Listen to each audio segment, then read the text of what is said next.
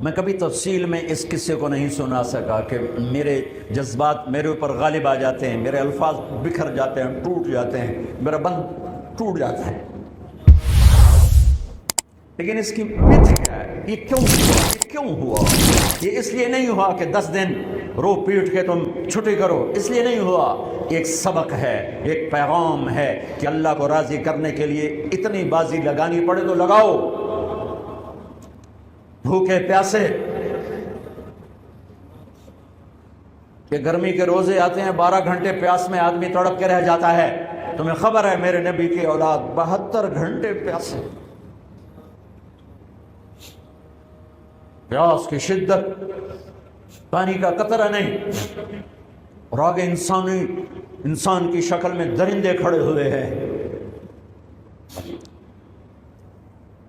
جب سارے جان نثار شہید ہو گئے، تھوڑا سا سنا بھی دیتا ہوں، جب سارے جان نثار شہید ہو گئے تو پیچھے اہل البیت رہ گئے۔ اہل البیت، سب سے پہلے شہید کا نام بتاتا ہوں، مسلم بن اوسج، جو امام صاحب کے، امام علی مقام کے قافلے میں جو پہلے شہید ہیں، مسلم بن اوسج۔ اور ان کی طرف سے جو 2 پہلے قتل ہوئے، سالم اور یسار، اور ان کو قتل کرنے والے تھے عبید اللہ بن عمیر الکلبی۔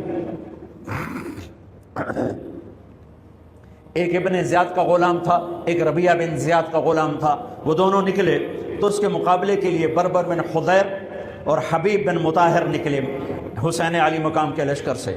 تو عمیر بن وہب کلبی وہ کوفے سے اٹھ کے آئے تھے، کوفے سے بیوی سمیت آئے تھے، بیوی کا نام ام وہب، حبشی تھے۔ کہنے لگے مجھے اپنے اوپر قربان ہونے تھے، میں اکیلا ان دونوں کو کافی، ان دونوں کو ہٹا دے۔ اور ننگے بدن تھے، ننگے بدن، جسم پہ کچھ نہیں۔ کہا میں تو مرنے ہوں، میں کہوں زیرہ پاما جو میں جیونا ہے، میں تو مرنا ہے۔ ننگے بدن تھے۔ تو ان کی بیوی نے کہا ان کو جانے دیں، ہم دونوں نے آپ پر قربان ہونے کی نیت کی ہوئی۔ ہم نے کہا اچھا اللہ تجھے جزا خیر دے، جاؤ۔ تو اس اکیلے نے دونوں کم بختوں کو جہنم میں پہنچا دیا، سالم اور یسار۔ تو ان میں سے ایک آدمی بولا یہ مرنے آئے ہیں، اگر اکیلے لڑو گے تم سب کو مار دیں گے، اور تسی تو جیون دے طلبگار ہو، مرن دے طلبگار ہیں۔ مرن والے نو مارنا کوئی سوکھا کام ہوندا ہے؟ وہ ان پر کٹھے حملہ کرو۔ پھر حملہ عام ہوا تو پہلے شہید ادھر سے مسلم بن اوسج، جب وہ گر رہے تھے تو کہہ رہے تھے حسین کی حفاظت کرنا جب تک سانسوں میں سانس باقی۔ آپ کے لشکر میں ادھر زہیر بن القین، یعنی رائٹ سائڈ پر زہیر بن قین ایک چھوٹا جھنڈا، لیفٹ سائڈ پر حبیب بن مظاہر ایک جھنڈا، درمیان میں آپ کے بھائی عباس بن علی جن کے ہاتھ میں بڑا جھنڈا تھا، اور بڑا نشان کا جو علامت تھا وہ عباس بن علی کے درمیان میں تھا۔ 32 گھوڑ سوار تھے اور 40 پیدل تھے۔ جب انہوں نے پہلا حملہ کیا تو 32 نے 3000 کا منہ پیچھے کر دیا۔ تو ابن زیاد نے کہا پہلے ان کے گھوڑوں کو مارو، ان کے گھوڑوں کو مارو۔ تو 500 تیر اندازوں نے کٹھے ان کے گھوڑوں پہ تیر چلائے تو سب کے گھوڑے گر کے ختم ہو گئے۔ پھر ساری پیدل ہو گئے، تو پھر میں اٹک جاتا ہوں، اس لیے پھر میں آخر میں بیچ میں زہیر کی شہادت سنا دوں۔ زہیر بن القین، جب نماز کا وقت آیا، ظہر کا وقت داخل ہوا، تو آپ نے اشارہ کیا زہیر یہ شمر سے کہو نماز پڑھنے دے۔ ہاں، اگر 1439 سال میں نماز کی معافی ہوتی تو اہل کربلا کو ہوتی، لیکن حسین نے سجدے میں سر رکھ کے بتلایا کہ نماز نہیں چھوٹ سکتی، سر کٹ سکتے ہیں۔ تو انہوں نے آگے ہو کر کہا کہ بھائی نماز کے لیے جنگ روکو۔ تو کوفی لشکر کا ایک سردار تھا حسین بن نمیر، اس نے کہا تمہاری تو نماز قبول ہی نہیں ہوتی۔ تو انہوں نے کہا لعنت تجھ پر، تیری نسلوں پر، جس گھر کی تو فعل نماز ملی انہی کی نہیں ہوتی اور تمہاری ہوتی ہے۔ تو واپس آ کر کہنے لگا کہ وہ نماز کی اجازت نہیں دے رہے۔ فرمایا نماز تو نہیں چھوٹے گی نا۔ یہ فیصل آباد والوں کو نہیں، 7 بر اعظم کے ایمان والوں کو پیغام ہے کہ زیر خنجر بھی یہ پیغام سنایا ہم نے، نماز نہیں چھوٹ سکتی، نماز نہیں چھوٹ سکتی۔ اللہ کی قسم کوئی مسئلہ نہیں تھا اگر یہ چھوڑ دیتے۔ جنگ سے پہلے آنکھ لگ گئی، آنکھ کھلی تو ہنس پڑے۔ بہن نے پوچھا ایک ایڑا حاسد ویلا ہے، موت سر پہ کھلوتی ہے۔ فرمایا بہن ابھی اللہ کے نبی کو خواب میں دیکھا ہے، کہہ رہے ہیں بیٹا میں لینے کے لیے آ چکا ہوں، موجوں ہو گئی، لینے کے لیے آ چکا ہوں۔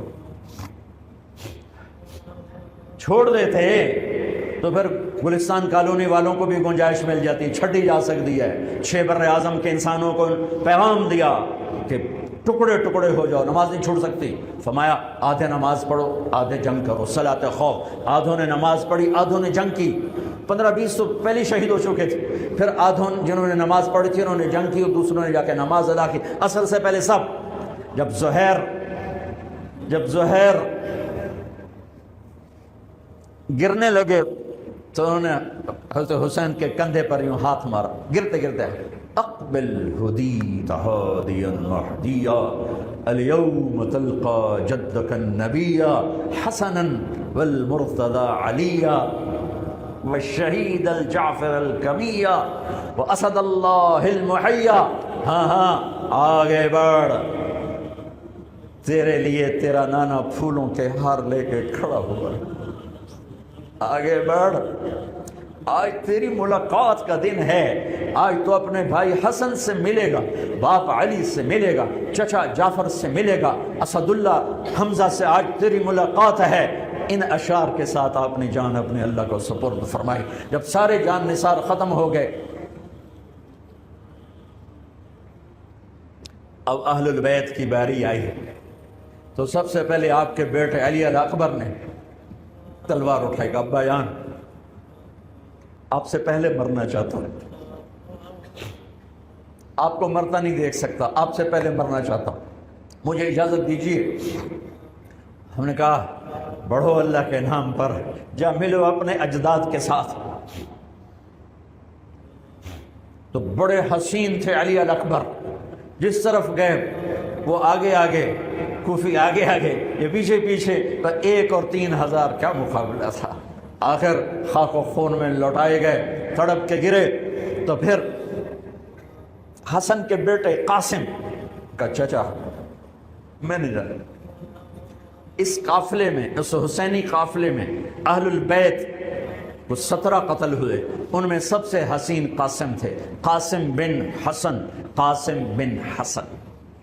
جب ان پر تلوار کا وار پڑا تو ان کا ہاتھ کٹا اور نیچے گرے، انہوں نے کہا یا اماں، ہائے چچا۔ تو حضرت حسین زخموں سے چور ہو چکے تھے، لیکن اس سے بجھتی شمع بھڑکتی ہے، اب زخمی شیر کی طرح لپکے اور کائی کی طرح مجمع کو چیرا۔ جب وہاں پہنچے تو وہ ایڑیاں رگڑ رہے تھے اور خاک و خون میں لت پت تھے، تو اٹھا کے سینے سے لگایا، ان کی آخری ہچکیاں ان کے سینے پہ ختم ہوئیں۔ کہنے لگے بھتیجے آج تیرا چچا بڑا بے بس ہے، آج وہ تیری مدد کو نہیں آ سکتا ہے، لیکن ایک دن آنے والا ہے جب تیرے نانے کی عدالت میں فیصلہ ہوگا۔ پھر ان کی لاش کو اٹھایا،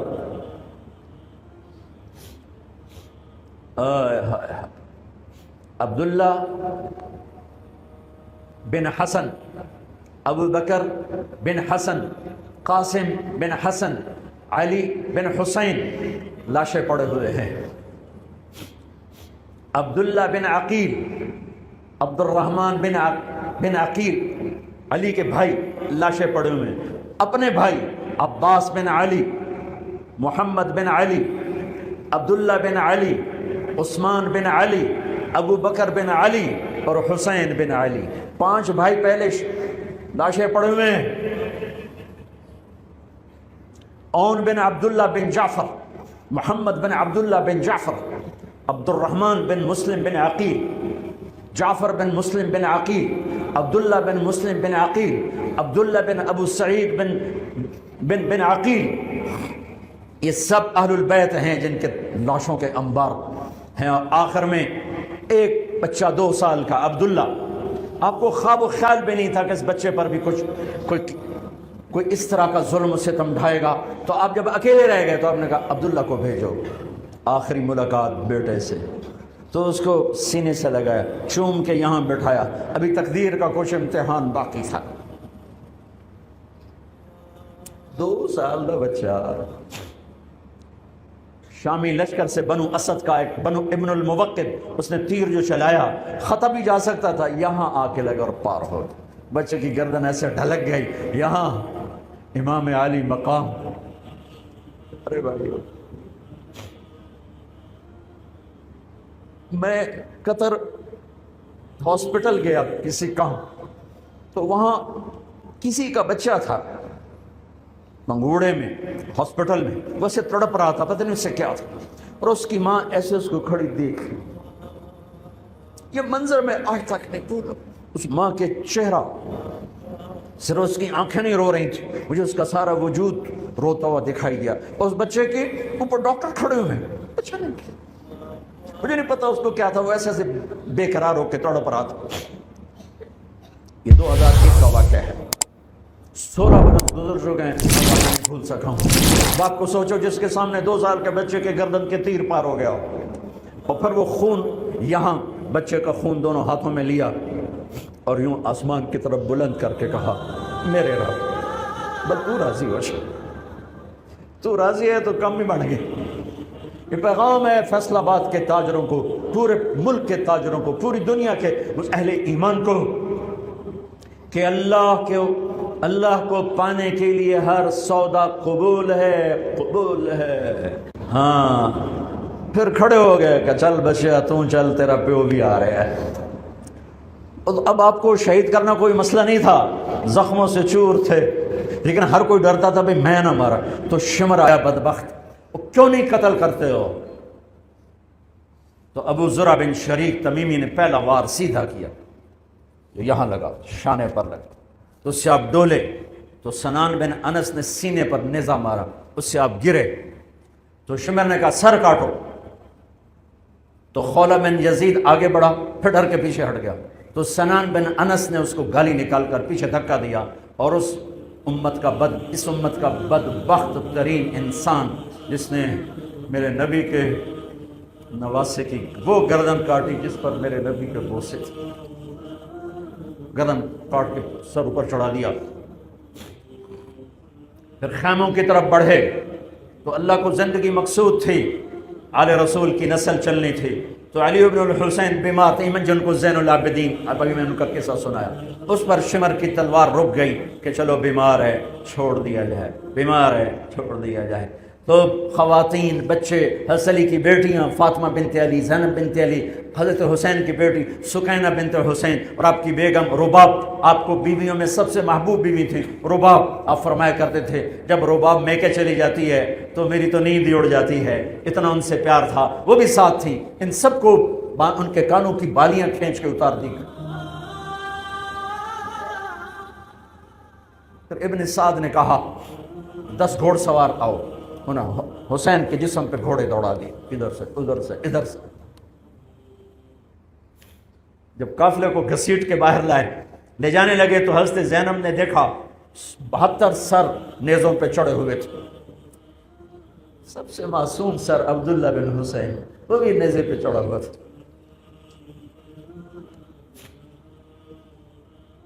ہم نے کربلا کو افسانہ بنا لیا، یہ کمائی کا ذریعہ بنا لیا۔ یہ ایک پیغام ہے طبقات امت کے لیے، مت ضمیر بیچو، مت ضمیر بیچو۔ ٹکڑے ٹکڑے بدن، تو حضرت زینب کی زبان سے چند الفاظ نکلے جنہوں نے، آپ حیران ہوں گے، کوفی لشکر والے رونے لگے جو ابھی قتل کر رہے تھے، ان کی آنکھوں میں آنسو آ گئے، وا محمدا وا محمدا۔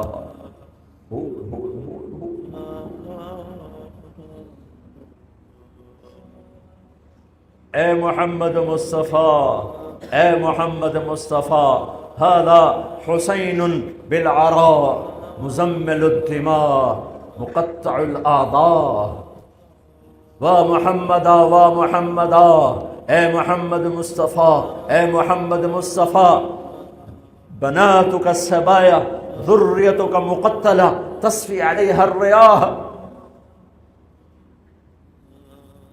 آج حسین کی بارات ہے محمد مصطفیٰ، آج تیرے نواسے کی بارات ہے، آج اس نے اپنی بوٹیوں کا ہار گلے میں ڈالا ہے، اپنے خون کے قطروں سے بنا ہوا لباس پہنا ہے، آج وہ سرخ جوڑے میں بڑا حسین نظر آ رہا ہے، آج وہ سرخ جوڑے میں بہت پیارا لگ رہا ہے، اس کا جسم بکھرا ہوا ہے، اس کی بوٹیاں بکھر گئیں، اس کے بدن کے ٹکڑے ٹکڑے ہو گئے، آج اس کا لاشا پڑا ہے۔ یا ہے محمد مصطفیٰ، آج آپ کی بیٹیاں قید میں ہیں، آپ کی اولاد ذبح ہو چکی ہے، ان پر کفن ڈالنے کی اجازت نہیں دی تھی ان بدبختوں نے، تو تصفی علیہ الریاح، کوفے والوں نے کفن بھی نہیں دینے دیا، تو ہم ہوا نے مٹی اڑا کر آپ کی اولاد کو مٹی کا کفن پہنا دیا ہے۔ ہاں، یہ کٹا ہوا سر پھر صرف حسین کا ابن زیاد کے سامنے پیش کیا گیا تو اس نے منہ پہ چھڑی ماری، پھر چھڑی ماری، پھر کہنے لگا میں نے ایسا حسن نہیں دیکھا کہ مر کے بھی چہرہ مسکراتا چمکتا ہو۔ تو حضرت انس نے کھڑے ہو کر کہا او ظالم، یہ چھڑی یہاں سے ہٹا، نہ کر، میں نے ان ہونٹوں پہ اللہ کے نبی کے ہونٹوں کو لگتے دیکھا ہوا ہے، نہ کر۔ کہنے لگا تو بوڑھا نہ ہوتا تو میں تیری گردن اڑا دیتا، تیری عقل خراب ہو گئی ہے۔ تو میں میری نہیں، تیری عقل بگڑی ہے، آنے والے دن تو دیکھے گا تیرے ساتھ کیا ہوگا۔ پھر یہی سر یزید کے سامنے رکھا گیا، اس نے منہ پہ چھڑی ماری تو زید ابن ارقم کھڑے ہو گئے، کہنے لگے نہ کر، میں نے ان ہونٹوں پہ نبی کے ہونٹوں کو لگتے دیکھا ہوا۔ میرے بھائیوں، نماز کا وقت قریب ہو گیا، بلکہ میں نے زیادہ وقت لے لیا ہے، میں کسی کی تفصیل تو زندگی بھر کبھی نہیں سنا سکا، اشارے کر دیتا ہوں، پڑھو اس کو، پڑھو، خود پڑھو، پیغام لو، پیغام لو۔ ہے ظلم کا ساتھ نہیں دیا، جھوٹ کا ساتھ نہیں دیا، ذبح ہو گئے نسل سمیت، بچوں سمیت، پوری دنیا کے تجار کو پیغام ہے، جھوٹ سے بچ، خیانت سے بچ، سارے دفتر والوں کو پیغام ہے، رشوت سے بچو، رشوت سے بچو، ظلم و ستم ڈھانے سے بچو، ساری دنیا کے میرے ملک کا ایک ایک طبقہ ضمیر بیچ کے سویا ہوا ہے، جہاں انصاف دینے والے بک جائیں، جہاں جج کے قلم کی قیمت لگے، جہاں جس دیش کے جج کو خریدا جا سکتا، جس کے قلم کو خریدا جا سکے، جس دیش کے وکیل کو خریدا جا سکے، جس دیش میں جھوٹے مقدموں کی بھرمار ہو، جس دیش کا ڈاکٹر مریض کو مریض نہ سمجھے، گاہک سمجھے، اور مرتے کی کھال اتارے، مرتے ہوئے کی کھال اتارے، جس دیش کا وکیل خود ایک مافیا گروپ بن چکا ہو، جس دیش کا، میں وکیلوں کا رونا کیا روں، میں ججوں کا رونا کیا روں، میرے دیش کا تو ریڑھی والا بھی ظالم ہے، مزدور بھی ظالم ہے، غریب بھی ظالم ہے، مالدار بھی ظالم ہے، ظلم کے اندھیروں میں دیش ڈوبا ہوا ہے۔ میرے بھائیو، ہمارا نیا سال شروع ہو چکا ہے اور ہم توبہ کریں اللہ کی بارگاہ میں۔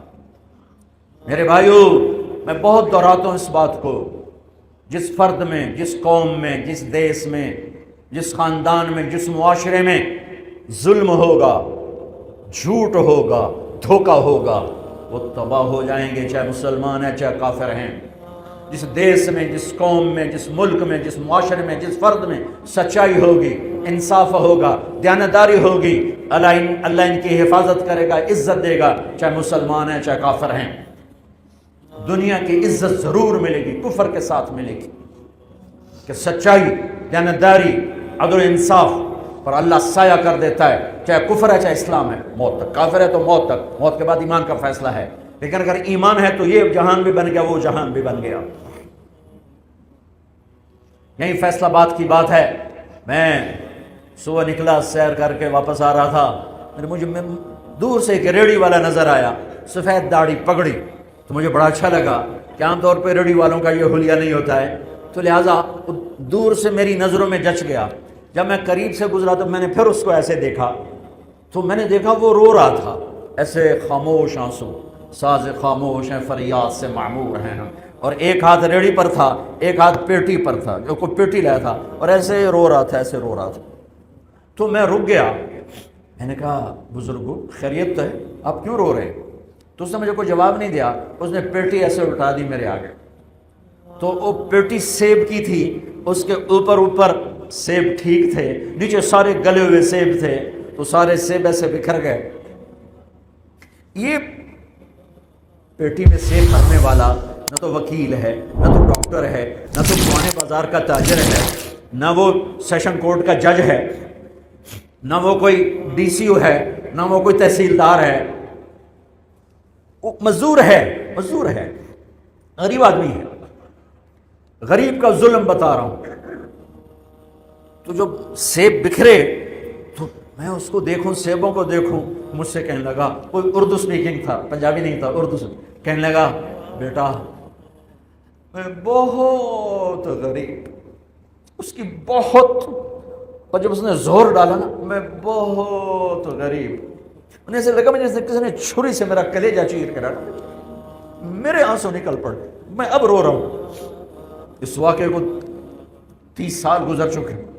بیٹا میں بہت غریب ہوں, صبح منڈی جاتا ہوں, ایک پیٹی لاتا ہوں, شام تک بک جاتی ہے, بچوں کے لیے تازہ آٹا لے کے جاتا ہوں. آج کسی نے میرے بچوں کی روٹی مجھ سے چھین, آج کسی نے میرے بچوں کی روٹی مجھ سے چھین. اسی سیب کی پیٹی کو اب اوپر تک لے جاؤ کہ لوگ جانوں سے کھیل رہے ہیں, اپنی عزت اقتدار جھوٹی عزتوں کے لیے عزتوں سے کھیل رہے ہیں, جانوں سے کھیل رہے ہیں, حقوق سے کھیل رہے ہیں. یہاں ایسے ضمیر بکتے ہیں جیسے بھیڑ بکریاں بکتے, یہاں ایسے زبان کے بول بکتے. نہیں کسائیاں کول جاؤ تو سری دے وے زبان بھی آیا تو سر بھی آیا.